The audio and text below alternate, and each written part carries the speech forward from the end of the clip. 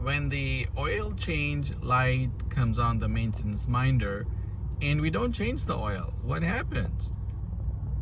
Well, the maintenance minder light, or the maintenance light, this yellow wrench, is on. And in my 2013 Accord, the oil change due comes on at about 15% of the remaining life of the oil.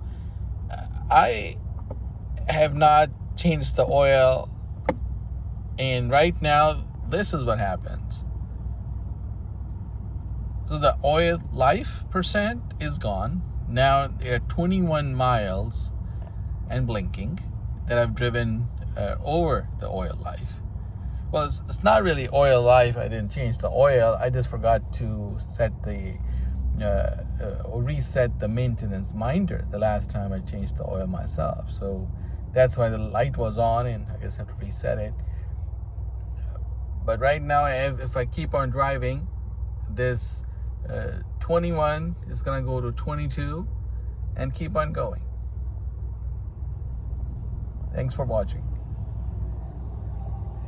And if the oil is due, if the oil change is due, go ahead and change the oil.